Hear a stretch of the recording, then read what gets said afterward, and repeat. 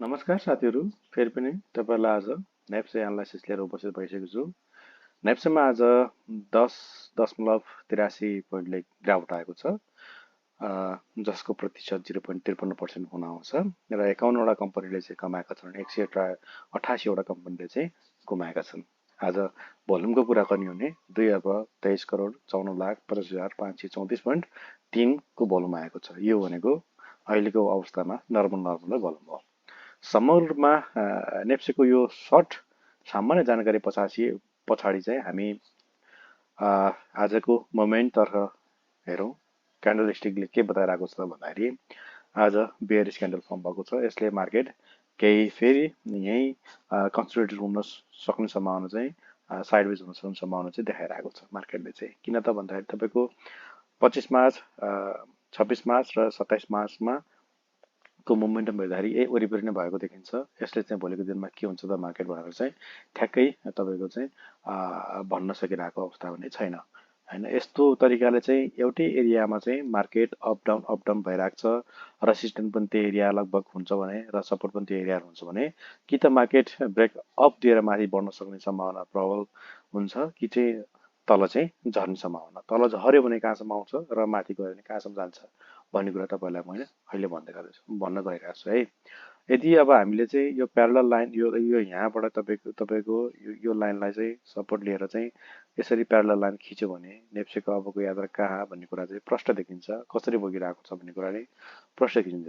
के छ त भन्दाखेरि यो लाइनलाई चाहिँ मिडल लाइन चाहिँ रेस्पेक्ट गरेको देखियो। आज तपाईँको चाहिँ घट्ने क्रममा चाहिँ नेप्से तपाईँको 2025सम्म आएर चाहिँ फेरि बाउन्स ब्याक भएर 2030मा गएर चाहिँ क्लोजिङ भएको छ।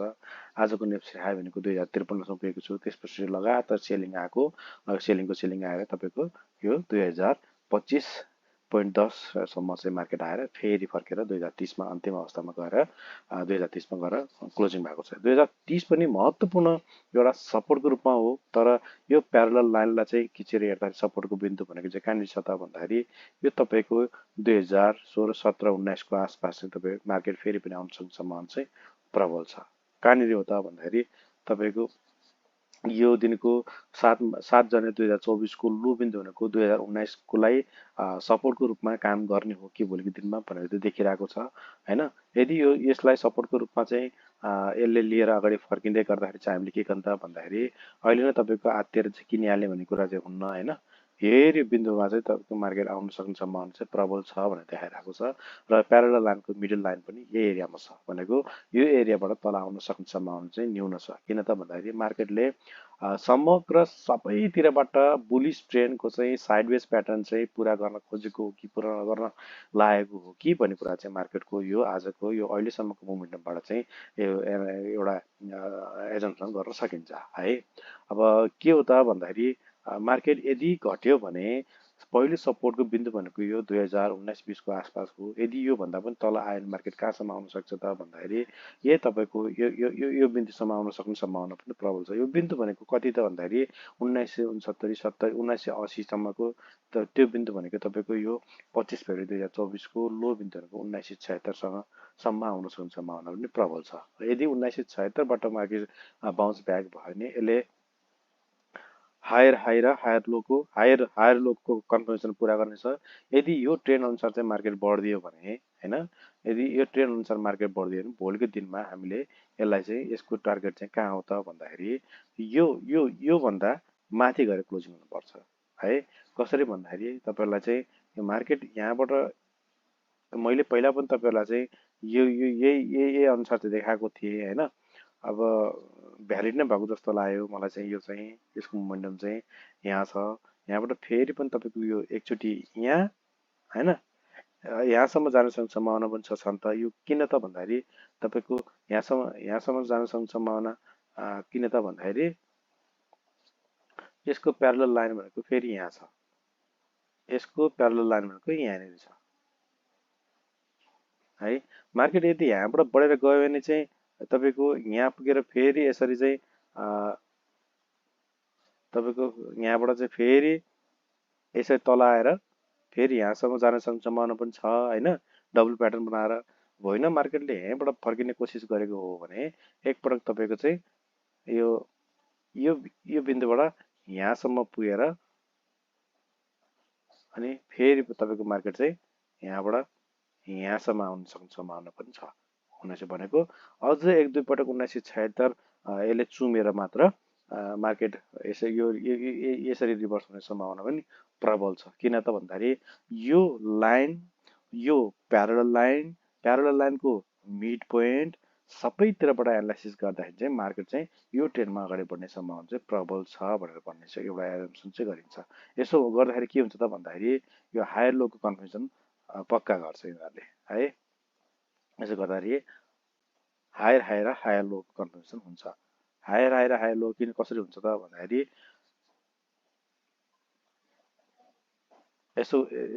यसरी सम्भावना यो चाहिँ सम्भावना चाहिँ प्रबल छ है। मार्केटमा अझ पनि मान्छेहरूले चाहिँ पर्खर हेरेको अवस्थामा बसेको हो कि भन्ने कुरा चाहिँ बुझ्न सकिन्छ। अहिले नै मान्छेले चाहिँ लगानी गरिसकेको अवस्था पनि छैन, ढुक्क भएर लगानी गर्ने स्थिति पनि छैन हैन। यसलाई चाहिँ हामीले पर्खर हेरेको अवस्थामा चाहिँ बस्नुपर्ने अवस्था चाहिँ मार्केटले देखाएर आएको छ। यदि प्यारलल लाइनको ब्रेक अप दिएर चाहिँ माथि जान खोजेको खण्डमा अर्को एउटा रेसिस्टेन्ट भनेको चाहिँ 2105 भन आउँछ, जुन चाहिँ तपाईको यो 17 जनवरी 2024 को हाई र तपाईको 13 मार्च 2024 को हाईलाई लिएर खिचिन्छ है। यो चाहिँ महत्त्वपूर्ण एउटा एरिया हो। यो महत्त्वपूर्ण एरिया तपाईले चाहिँ एकदम वेट एन्ड वाचको रूपमा हेर्नु होला। तल आएको बेलामा चाहिँ एकदम सर्ट टर्म ट्रेड गर्नेहरूलाई चाहिँ अत्यन्त राम्रो छ भने अब हैन म लङ टर्म इन्भेस्ट गर्छु भन्ने मान्छेहरूलाई पनि राम्रो छ। घटेको बेला किन्ने नै हो इन्भेस्टरले पनि र ट्रेडरहरूले पनि घटेको बेला किन्ने र अलिकति प्रफिट 10-15% प्रफिट हुने बित्तिकै बेच्ने चाहिँ ट्रेडरहरूको हुन्छ है।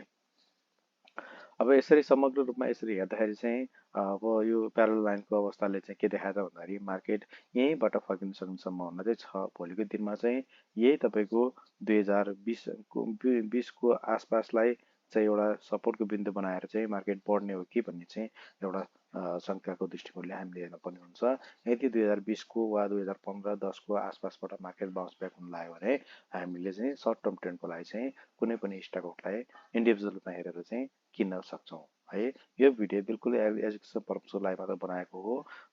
तपाईहरुले चाहिँ यो भिडियोको आधारमा ट्रेड नगर्नु अनुरोध गर्छु। अब जाउँ हामीले अरु इन्डिकेटरबाट हेरौँ।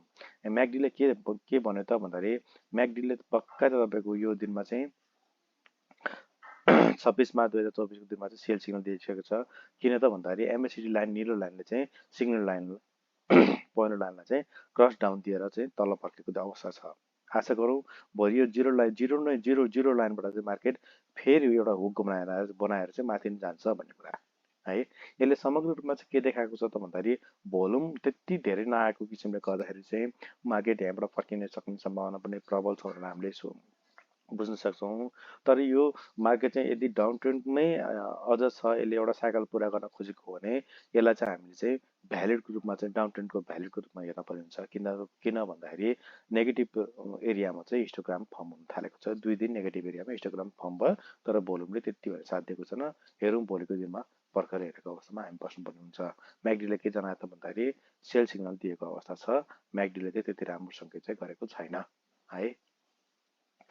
आरएसआईको मोमेन्टम के छ त भन्दाखेरि आरएसआई पनि डाउन ट्रेन्डमा छ। 46 भन्दा तल आएर चाहिँ क्लोजिङ दिएको रहेछ। यसले चाहिँ नेगेटिभ हुन थालेको हो कि अबको मार्केटमा फेरि पनि अब बेयरिश ट्रेन्ड नै हाबी हुन थालेको हो कि अझ केही दिन स्टकहरू घट्न सक्छ कि भन्ने देखाइरहेको छ हैन। यद्यपि हामीले यो कुरा हेर्दै गर्दाखेरि मार्केट साइडवेजको रूपमा पनि हामीले हेर्न पर्ने हुन्छ। साइडवेजको रूपमा चाहिँ कसरी हेर्ने त भन्दाखेरि यो एरियालाई चाहिँ एकदम तपाईको सपोर्टको एरिया रेसिस्टेन्ट यो एउटा तपाईको अनि यो एरियालाई चाहिँ यो रेसिस्टेन्ट यो सपोर्टको रूपमा हेर्न पर्ने अवस्था छ है। यसलाई चाहिँ हामीले अहिले तत्कालको सपोर्टको रूप भनेको यो बिन्दु रेसिस्टेन्ट भनेको यो जबसम्म यो पोइन्ट चाहिँ ब्रेक आउट दिएर चाहिँ माथि जाँदैन तबसम्म हामीले चाहिँ त्यति ढुक्क भएर लगाउनु पर्ने स्थिति चाहिँ देखिँदैन है। यो एरियालाई चाहिँ हामीले चाहिँ एकदम महत्त्वपूर्ण एरियाको रूपमा लिनुपर्ने हुन्छ। समग्र रूपमा चाहिँ मार्केटको एनालाइसिस विभिन्न इन्डिकेटरहरू लगाएर हेर्दाखेरि के देख्ने त भन्दाखेरि म्याकडीले नेगेटिभ सिग्नल देखाएको छ भने अब तपाईँको मोमेन्टम हेर्दाखेरि चाहिँ माथि बढ्ने हो कि भन्ने कुरा चाहिँ देखाइरहेको छ। बोलिङ्गर ब्यान्डको स्थितिबाट हेर्ने हो भने बोलिङ्गर ब्यान्ड केही कप भएर चाहिँ माथि फर्किन लागेको हो कि भन्ने कुरो चाहिँ देखाउन खोजेको छ। हेऱ्यो लाइन तपाईँको बोलिङ्गर ब्यान्डको तीनवटा ब्यान्ड चाहिँ यही एरियाबाट माथि फर्किने अवस्थामा देखिन्छन्। यसरी घुमेर माथि गएको छ। अप्पर ब्यान्ड र middle band, lower band, upper band र लोवर ब्यान्ड चाहिँ खुम्चिने क्रम चाहिँ जारी नै छ र मिडल ब्यान्ड चाहिँ कप भएर माथि फर्किन्छ। यसले चाहिँ के देखाउँछ त भन्दा भोलिको दिनमा यो सपोर्टको एरियामा छ, जुन कुनै बेला पनि तपाईँको मार्केट वात्तै बढ्न सक्ने सम्भावना चाहिँ छ भनेर देखाइरहेको छ। बोलिङ्गर ब्यान्ड चाहिँ साइडवेजमा छ। यसले चाहिँ त्यति नेगेटिभ सेन्टिमेन्ट चाहिँ दिएको देखिँदैन है। इचिमो क्लाउडको पोसिबिलिटीबाट हेर्दाखेरि के देखिन्छ त भन्दाखेरि इचिमो क्लाउडको तल्लोपट्टि बिन्दुमा आएर चाहिँ यसले चाहिँ क्यान्डलहरू फर्म गराइरहेको छ। यसले चाहिँ नेगेटिभ सिग्नल दिन खोजेको कि यस्तो देखिन्छ। कन्भर्जन लाइन तपाईँको निलो लाइनले चाहिँ बेस लाइन रातो लाइनलाई चाहिँ क्रस डाउन दिन खोजेको हो कि भन्ने जस्तो देखिन्छ। किनभने कन्भर्जन लाइनको झुकाव तल बेस लाइनतिर छ, यसले चाहिँ क्रस डाउन दिएर तल आउँछ र क्यान्डलहरू चाहिँ यो क्लाउडभन्दा बाहिर तल आएर फर्म हुन्छ भने हामीले आफूसँग भएको प्रफिट भएको स्टकहरू चाहिँ बेसमा आवश्यक हुन्छ है। अब इचिमो क्लाउडले त्यति पोजिटिभ सेन्टिमेन्ट चाहिँ देखाएन है। अब तपाईँको चाहिँ पिभट पोइन्ट स्ट्यान्डर्डबाट चाहिँ के देखाउँछ त भन्दाखेरि पिभट पोइन्ट स्ट्यान्डर्डले चाहिँ 2017मा यसको सपोर्ट बिन्दु छ। यो महिनाको पिभट लाइन भनेको चाहिँ सपोर्ट बिन्दु मासिक पिभट लाइन भनेको 2017.15 छ। 2017.15 भनेको आउनलाई त्यति छैन। हामीले चाहिँ अहिले नै आफूसँग भएको स्टकहरू बेचिहाल्ने अवस्थामा पनि हामी देखिँदैनौँ र किनेर चाहिँ ढुक्क भएर लगानी गर्न पर्ने अवस्थामा पनि देखिन्न। पिभट पोइन्ट स्ट्यान्डर्डले चाहिँ यो भर्खरै हेरेको अवस्थामा चाहिँ सिर्जना गराएको छ। यदि पी लाइनबाट 2017बाट मार्केट फर्कन खोज्यो भने 2061 पोइन्टलाई चाहिँ हामीले महत्त्वपूर्ण एउटा रेसिस्टेन्सको रूपमा लिनु पर्ने हुन्छ, जुन चाहिँ रेसिस्टेन्ट 1 हो। त्यस पछाडि रेसिस्टेन्ट 2 भनेको यही तपाईँको 13 मार्च 2024 को हाई रेसिस्टेन्ट 2 हुन्छ। त्यस पछाडि चाहिँ फेरि रेसिस्टेन्ट यो पिभट पोइन्टले दिएको रेसिस्टेन्ट 2 भनेको चाहिँ 2156 हुन्छ। 2156 सम्म चाहिँ यदि यहाँबाट मार्केट फर्केर गयो भने चाहिँ 2156 लेभलसम्म चाहिँ पुग्ने सम्भावना देखिन्छ। यदि 2156 मा पुग्यो मार्केट भने यसले हायर लो, यो हायर लो र हायर हाई कन्फर्म गरेको भन्ने बुझिन्छ। त्यसपछि तल आएको ट्रेन्डमा चाहिँ हामीले अर्को महिनाको आज 27 तारिक भयो, अर्को महिनाको पिलान कहाँनिर भन्छ त्यस पछाडि हामीले एउटा एजम्सन गर्न चाहिँ सक्छौँ है। समग्र रूपमा पिभट पोइन्ट स्ट्यान्डर्डले के देखाउँछ होला सपोर्टको एरियामा आएको यसले चाहिँ पोजिटिभ सेन्टिमेन्ट दिएको छ। जबसम्म पिलाइन 2017 भन्दा तल डाउन ट्रेन्ड क्लोजिङ दिएन तबसम्म हामीले यसलाई चाहिँ त्यति नकारात्मक रूपले लिनुपर्ने आवश्यकता देख्दिनँ म है।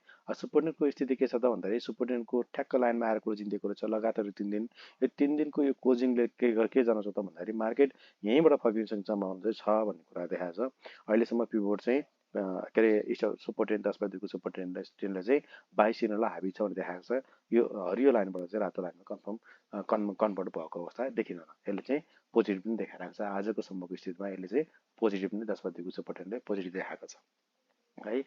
तपाईँको मुभिङ एभरेज इएमआईले के देखाएको छ त भन्दाखेरि यसले यहीँ तपाईँको 19 मार्च 2024 मा सेल सिग्नल दिइसकेको छ। त्यसपछि यहाँ आएको छ होइन। यसको लाइन चाहिँ र हरियो लाइनले पहेँलो लाइनलाई चाहिँ क्रस ओभर गरेर माथि गएको दिनमा चाहिँ बेलामा चाहिँ किन्ने र हरियो लाइनले रातो लाइनलाई क्रस डाउन दिएको बेलामा चाहिँ के हुन्छ भन्दाखेरि चाहिँ सेल गर्ने स्थिति भन्ने जनाउँछ। यसले चाहिँ सेल सिग्नल तपाईँको यही 18 मार्चमै सेल सिग्नल दिइसकेको छ, डाउन दिइसकेको थियो है। यसले त्यति राम्रो पोजिटिभ मोमेन्टम यसले चाहिँ देखाएन है। अब मुभिङ एभरेज 20 दिनको र 50 दिनको मुभिङ एभरेजको चाहिँ लाइन हेर्दा के देखिन्छ त भन्दाखेरि जबसम्म हामीले चाहिँ यो 20 दिनको मुभिङ एभरेज लाइनले माथिबाट तल 50 दिनको मुभिङ एभरेजको लाइनलाई क्रस तलबाट माथि क्रस ओभर दिएर तबसम्म हामीले यो अवस्था यो मोमेन्टम चाहिँ साइडवेज हो भनेर चाहिँ हामीले कन्फर्म गर्न सकिन्छ है। समग्र रूपमा इन्डिकेटरहरू लगाएर हेर्दाखेरि नेप्से चाहिँ के देख्छ त भन्दाखेरि नेप्सेमा चाहिँ अलिकति नेगेटिभ सेन्टिमेन्ट चाहिँ हाबी हुन खोजेको हो कि भोलिको दिनमा। यद्यपि मार्केट झरेर यहाँसम्म आइपुगेको छ। यसले बाउन्स ब्याक दिन्छ भन्ने एउटा आशाको चाहिँ किरण चाहिँ लगातार घटेको मार्केटबाट यहाँ हरियो त्यसपछि रातो यहाँनिर चाहिँ एउटा र 3 दिन एउटै एरियामा चाहिँ क्लोजिङ दिएको हुनाले चाहिँ हामीले यसलाई चाहिँ एउटा सानो झिनो आशाको रूपमा लिन सक्छौँ। तर यो आशा चाहिँ भोलि पुरै अब राम्रो रूपमा परिणत होस् भन्नेको हाम्रो इच्छा हो होइन। यसरी यदि यही एरियाबाट चाहिँ मार्केट फर्केर माथि गयो भने चाहिँ हामीले फेरि पनि तपाईँको यो एरिया वा योभन्दा माथि तपाईँको यो 2154-55तिर गएर फेरि तल आउने सम्भावना पनि उत्तिकै हुन्छ। मार्केटको मोमेन्टम भनेको यस्तै नै रहने गर्छ, घरि तल त घरि माथि है। यसको आधारमा हामीले चल्न सक्यौँ र सर्ट टर्म ट्रेड गर्न सक्यौँ भने पक्कै पनि हामीले आफूसँग भएका स्टकहरूबाट चाहिँ लगानीबाट चाहिँ केही पैसा कमाउन सकिन्छ भन्ने कुरा हो हैन। अब यो भिडियो चाहिँ बिल्कुलै तपाईँहरूलाई चाहिँ एउटा रेफरेन्सको रूपमा बनाएको भिडियो हो। यसको आधारमा चाहिँ ट्रेड नगर्नु हुन अनुरोध गर्छु। यो एउटा चाहिँ मैले आफ्नो तरिकाबाट लिएको गरेको एनालाइसिस हो। यो सही नै हुन्छ भन्ने कुरा पनि छैन र गलतै छ भन्ने कुरा पनि हुँदैन है। यसको आधारमा चाहिँ तपाईँले ट्रेड नगर्नु हुन तपाईँलाई अनुरोध गर्छु है। हस् त अब छोटो नेप्से एनालाइसिस पछाडि भोलि तपाईँहरूलाई विभिन्न स्टकहरू लिएर उपस्थित हुनेछु। तबसम्मको लागि चाहिँ मेरो च्यानललाई चाहिँ सब्सक्राइब गरिदिनुहुन्न र भिडियोलाई लाइक गरिदिनुहुन्न र कुनै त्यस्तो स्टकहरू छ भने कमेन्ट मार्फत तपाईँहरूले चाहिँ जानकारी गराउनुहुन्न तपाईँलाई अनुरोध गर्दै आजको भिडियो यहीँ बन्द गर्न चाहन्छु।